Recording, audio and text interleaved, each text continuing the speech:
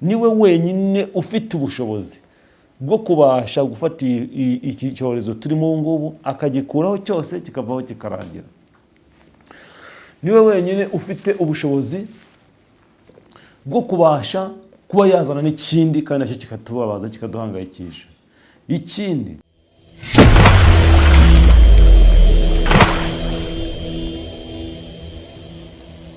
imirimo y'abera irandikwa mbere y'Imana izibukwa. Imirimo y'abera irandikwa imbere y'Imana izibukwa.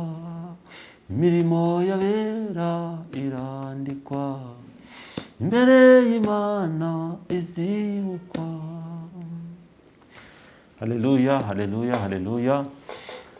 Nje ngo twongere tuganire ijambo ry'Imana mu gihe nk'iki ngiki kigoye, mu gihe nk'iki kiruhije, mu gihe benshi bibaza uko byagenze, mu gihe benshi bibaza niba Imana ikibaho, mu gihe benshi bibaza uko ibyorezo biza n'uko ibyorezo birangira, mu gihe benshi ubona ko basa nkaho babuze umuti, mu gihe benshi basa nkaho bayinjiye mu bihombo bitandukanye bitewe n'iki cyorezo turimo cya coronavirus. Nagira ngo nk'abantu bizera ijambo ry'Imana, abantu bizera Imana bumva kino kiganiro bose bagire ishyaka ryo kubasha kumva ijambo ry'Imana icyo rivuga ku byorezo, ijambo ry'Imana icyo rivuga ku biza, ijambo ry'Imana icyo ribwira ndetse abizera Imana nyirizina. Mu kwizera nk'abakristo, mu kwizera nkatwe twizera Imana, twizera ko no mu ijambo ry'Imana hashobora kubonekamo umuti, hakabonekamo urukingo ndetse hakabonekamo n'uburinzi kuri wowe. Intambara ziraba zitandukanye, nta ntambara itica umuntu, nta ntambara idakomeretsa n'imwe ibaho, iyo ntiyaba ari intambara. N'ubundi turi mu ntambara rero yo kurwana n'icyorezo cya coronavirus, ariko mu kwizera nk'abakristo, mbere y'uko iki cyorezo kiba benshi bagiye babimenya, mbere y'uko kiba hari n'ibindi byorezo bizaza nyuma y'iki ngiki, hari n'ibyabanjirije iki ngiki, ariko hari icyo ijambo ry'Imana ribivugaho. Ikindi, hari igihe icyorezo nk'iki kiza kikaza gishaka, kikaza gihiga ubugingo bw'abantu, noneho ugasanga abantu benshi barangiritse mu bugingo bwabo kurusha uko abantu bangirika ku mubiri. Ugasanga ntuhombye amafaranga mu cyorezo nk'iki ngiki, akazi kawe ndetse kagiye kagenda neza. Hari abantu benshi bagiye bagira amahirwe yo kubona akazi muri iki cyorezo, benshi bari mu rugo, abandi bari mu bihombo bitandukanye, ariko hari ababonyemo amafaranga, hari ababonyemo akazi kenshi, hari abo navuga ngo babisubirijwemo. Rero icyorezo iyo kije kiza gihiga ibintu bitandukanye, ari ubugingo, ari n'imibereho y'abantu kikabazahaza. Ariko ijambo ry'Imana ryo hari aho rivuga ko ibyorezo bishobora kuzaza ntibikugereho, ari mu buryo bw'ubugingo, ari n'uburyo bw'umubiri, kubera kwizera ijambo ry'Imana byonyine.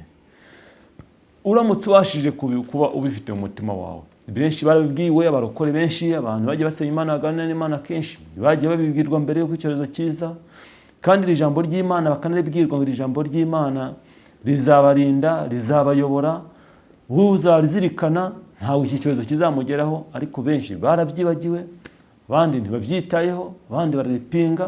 Ariko icyo nije kugira ngo mbibutse uyu munsi no kugira ngo muzirikane kuri ijambo ry'Imana, aho uri urisome, aho uri urizirikane, uryumve, wongere usubire muri repete, rikubera umuti, kandi mu kwizera rizakubera urukingo, rikubera umuti, haba ari muri iki cyorezo cya coronavirus, haba ari no mu bindi bizaza, haba ari no mu bindi biza n'ibindi byorezo bindi byose bijya biza, haba ari no mu burwayi ndetse ushobora guhura nabwo, haba ari no mu bukene, haba ari no mu ijambo ry'Imana urizirikane ku mutima.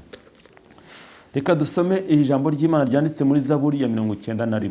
Abantu benshi barabizi, iri ni ijambo Imana yavuze kenshi iribwira abantu. Reka dusome, hananditse avuga ngo uba mu rwihisho rw'isumba byose azahama mu gicucu cy'ishobora byose. Ndabwira Uwiteka nti uri ubuhungiro bwanjye n'igihome kinkingira, Imana yanjye niringira, kuko ariyo izagukiza ikigoyi cy'umugoyi na mugiga irimbura. Izagukiza ikigoyi cy'umugoyi. Ikigoyi cy'umugoyi ni icyago, ni ikibazo kindi kizazanwa n'umugome, n'umuntu ukurusha imbaraga, akakizana agira ngo kigutsembeho n'abawe, cyangwa se kiguteshe umwanya, cyangwa se kikwangize. Icyo nicyo bita ikigoyi cy'umugoyi. Ikigoyi ni nishati cyita ikiziriko cy'ukuzirika. Niba uzagukiza ikigoyi cy'umugoyi na mugiga irimbura. Mugiga nayo murabizi ko ari icyorezo mu bindi biyorezo. Iyi mugiga nayo murabizi ko iyo yageze mu bantu, abantu barakangarana ndetse kurusha nuko abantu bakanganijwe na corona. Mugiga yadutse mu gihugu, abantu bagira ubwoba kurenza ibingibi, kuko yo ifata nabi kandi igafata n'umunyembaraga cyane kurusha, nkuko tubona ko iyi corona hari abantu isa nkaho idapfa gukangaranya, nk'abantu bafite ubuzima basanzwe bafite ubuzima bwiza cyane, nkuko banavuga ngo ntifata n'abana batoya kubera ubudahangarwa bw'umubiri baba bafite. Ariko mugiga uko nyizi nanjye nagiye nyumva mu mateka sinayibonye, ariko numvishe mugiga nanjye numva ntinye. Rero iri jambo ry'Imana rirasaba kugira ngo uryibuke. Reka duse nk'abagenda turi soma detayi kugira ngo ubashe kumenya ibi byose. Ese bimeze gute? Ese umuntu yabyirinda gute? Uba mu rwihisho rw'ishobora byose, uba mu rwihisho rw'isumba byose. Mu rwihisho ni hehe? Mu rwihisho rw'isumba byose ni mu gukiranuka, mu gukora ibyiza, aho ni mu rwihisho rw'isumba byose. Mu gusenga, aho ni mu rwihisho rw'isumba byose. Mu gusabira abandi, mu gusurana, mu gutanga, mu gutura, mu gutanga amaturo y'ishimwe bashima Imana. Ibi hose ni mu rwihisho, aho ni mu rwihisho buri kujya. Ijambo ry'Imana ritwigisha byinshi. Aho rivuga ngo icyo umuntu azatanga kizamura cya kimaze ku inshuro nyinshi. Icyo uzatanga, ikiganza gitanga kiri hejuru y'igisabo. Niba ngo ikintu cyose uzatanga, Yesu Kristo we yaravuze ngo ibyo mwakoreye uciye bugufi mwari muri kumwe, ni ngiye wabikoreraga. Rero mu rwihisho rw'isumba byose ni mu gukiranuka, mu gusenga, mu gukora ibikorwa byiza, niho bita mu rwihisho rw'isumba byose. Niba rero ibi bintu bikora, umenye ko amaze kwihishinganisha ubusa muri rwihisho, uri muri rwihisho rw'isumba byose. Noneho uyu mukiranutsi aravuga ngo ndabwira Uwiteka nti uri ubuhungiro bwanjye n'igihome cyanjye kinkingira, Imana yanjye niringira. Uri ubuhungiro bwanjye. Icyorezo cyaje, hungira ku Uwiteka. Nujya ku Uwiteka umubwira ati muri mpungiye kuri wowe.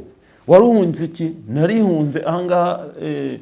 Yohana Umubatiza yabwiye abari baje ngo batizwe, ni iki kitumye muhunga umujinya w'Uwiteka ugiye gutera? Ni iki cyabibabwiye? Ni iki cyabibamenyesheje? Uba mu rwihisho rw'isumba byose, uri ubuhungiro bwanjye.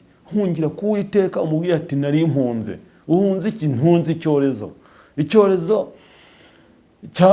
cyarimbuye isi, cyangwa se icyorezo cyatinyishije isi yose. Mpungiye muri wowe kuko ari wowe mu rwihisho rwanjye. Mubwira ati nyibuka ni njyewe wakoze bya bindi, nyibuka ni njyewe wafashaga abakeneye, ni njyewe wasohoye abarwayi, nyibuka mpungiye muri wowe. None avuga ngo kuko ari wowe uzadukiza ikigoyi cy'umugoyi.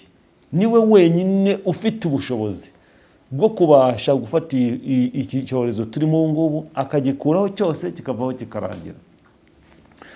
Niwe wenyine ufite ubushobozi bwo kubasha kuba yazana n'ikindi kandi nacyo kikatubabaza kikaduhangayikisha. Ikindi ubu ngubu turi muri iki cyorezo, hari n'abatakizi n'abatayigize bakibona, niguma mu rugo abantu, hari abantu batayizi mu byaro hirya, abantu hirya batayizi bamenye byose twagiye duhuramo nabyo nkatwe mu mujyi wa Kigali. Ariko hari ikindi nawe afite, ashobora kuba afite uburwayi bumuriho iteka ryose, ariko akaba atazi ahantu yahungira. Ashobora kuba afite inzara itamuvaho iteka ryose, n'ibindi by'ibyago byinshi cyane. Ariko iri jambo ry'Imana ntabwo ryandikiwe umuntu runaka, ryandikiwe abantu bose. Uba mu rwihisho rw'isumba byose azahama mu gicucu cy'ishobora byose. Mu gicucu ni hahandi utumva ibyaje. Iyo uri mu gicucu cy'ishobora byose ni nk'uko waba uri mu nzu. Iyo uri mu nzu imvura ntigwa ngo ikunyagire. Iyo uri mu nzu nta zuba riza ngo rikwice. Iyo uri mu nzu nta miyaga nta mbeho. Iyo uri mu nzu, iyo uri mu gicucu cy'ishobora byose, niyo ibyo ngibyo byaza ni hahandi biza bimeze nk'imvura igwa ku rutare. Urutare imvura irugwa ariko amazi ntashobora kwinjira.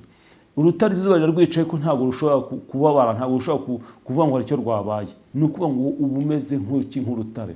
Ibiyezo bikaza bikakwisukaho, bigatambuka bikagenda bikagusiga ugihagaze, bigasiga umeze neza utanduranyije nta mugiranye ikibazo. Nicyo iri jambo ry'Imana rero rivuga ngo kuko ari we uzadukiza ikigoyi cy'umugoyi na mugiga irimbura. Azatubundikira mu moya ye, kandi nzajya mpungira munsi y'amababa ye. Azambundikiza moya ye, kandi nzajya mpungira munsi y'amababa ye. Reka mbabwire akantu gato cyane muzitegereza. Nk'iyo imbwa murayizi, nk'iyo imbwa mu bwoya bwayo hagiyemo agasimba, ntabwo ushobora gupfa kugakuramo kubera ko kaba kagiye mu bwoya bwinshi. Ni ukuvuga ngo ahangaha tuvuga ngo azadushyira mu moya ye, kandi azajya aduhisha munsi y'amababa ye. Nta mbeho, nta kibazo kindi kizavayo. Mu moya y'Imana ni hehe? Ni mu kwizera. Izere ko Imana ishobora byose, Imana igushyire mu kwizera, wibere mu mudendezo w'Imana. Nubwo intambara, nubwo ibigeragezo, nubwo uburwayi bwaza buzaza bukugera, ariko buzasiga ugikiranutse. Yobu yavuze ijambo ryiza aravuga ngo nzakomeza gukiranuka kwanjye. Ubwo umugore we yamubwiye ati ihakana Imana wipfire, ibintu byose byararangiye, ubutunzi buragenda, none n'umubiri wawe ugushizeho igihe kibaye kirekire. Aramusubiza tuvuze nk'umwe mu bagore b'abapfapfa, nzakomeza gukiranuka kwanjye. Nubwo uburwayi bwaza, nubwo ubukene bwaza, nubwo intambara zaza, nubwo ubushomeri bwaza, nubwo kubura imyenda nabyo byabaho, ariko nzakomeza gukiranuka kwanjye, nigumire mu moya y'Imana, nigumire mu moya ye. Ibyo byose bizarangira, nimara kurangira nongere imbeho mu buzima bwiza. Kandi n'ubundi ubuzima bwiza twebwe abakiranutsi tubufite mu bugingo bwacu. Aya ni amagambo yavuze umukiranutsi w'Imana. Zaburi y'125 iravuga ngo abiringira Uwiteka bameze nk'umusozi wa Siyoni utabashika kunyeganyezwa. Abiringira nde? Uwiteka. Ibyo byose byaza bo bagasanga wowe wiringiye Uwiteka. Ijambo ry'Imana riravuga ngo urupfu rwa benshi ni umunyenga. Umwuka w'Imana niwe wavuze ngo hahirwa abapfa bapfiriye muri nge, ngo umwuka nawe wuntiye baruhuke umubiri, baruhuke imiruho n'imihati yo muri iyi si. Hahirwa abapfa bapfiriye mu Mana, hahirwa abapfa bapfiriye muri nge. Ni ukuvuga ngo n'icyorezo gishobora kuzaza cyangwa se n'ibindi bikaza, nawe ugapfa ukagenda, ariko uruhukiye mu mwuka, uruhukiye mu Mana, ukagenda unezerewe Imana. Tuzirikane neza rero ko intambara zose duhura nazo, ibyorezo byose biza, abiringiye Uwiteka bameze nk'umusozi wa Siyoni utabashika kunyeganyezwa, ahubwo uhora uhamye iteka ryose. Ubwo uzumva rero umuntu avuze induru ku bibazo byaje, ubukene bwaje, ibyorezo byateye, ibi byabayeho, iki byose byabayeho, uwo muntu aba afite kwiringira Uwiteka. Iminsi mike aho wajya kumva ibyo birarangiye. Imana ibakomeze, kandi Imana ikomeze kubarinda muri byose. Imana ibarengere, mumenye, mushakishe imiti, mushakishe inkingo, mukore iki bishoboka byose, ariko mwiringiye Uwiteka. Uwiringiye Uwiteka ameze nk'umusozi wa Siyoni utabashika kunyeganyezwa, kandi wamubwisha gusumba byose, azaba mu gicucu cy'ishobora byose. Niwe uzamurinda ikigoyi cy'umugoyi na mugiga irimbura. Mugiga ariyo iyi korona irimo irimbura imbaga. Mu kubera mu Mana niyo izagukiza. Kurimbuka mvuga Imana izagukiza ntabwo ari ukurimbuka k'umubiri, kuko umubiri wazapfa. Umubiri uzapfa niyo waba ku isi imyaka 500 uzapfa, ariko ubugingo bwawe ntabwo buzapfa. Niyo mpamvu n'ubwo icyorezo cyagutwara, icyorezo kikakujyana, tukabona ko uriya muntu yatwawe na korona, ariko ntabwo yarimbutse, kandi yatubwiye ko izagukiza mugiga irimbura. Ntabwo uzaba urimbutse, ahubwo Imana izabikujyanye iwayo. Ariko Imana ikurinde utazakutwara uvuze amagambo mabi menshi, ahubwo uzagutwara ushima Imana ko byose bizabona Imana kandi ikajyanwa nayo. Imana ibaha umugisha. Amazina yanjye ni Tabare Eugene. Ushatse gukurikira ijambo ryanjye, ijambo ry'Imana kuri channel yanjye, wakanda kuri subscribe kugira ngo ibyo ngiye nyishyiraho byose ujye ubibona. bikugirira akamaro. Imana yacu idufashe cyane.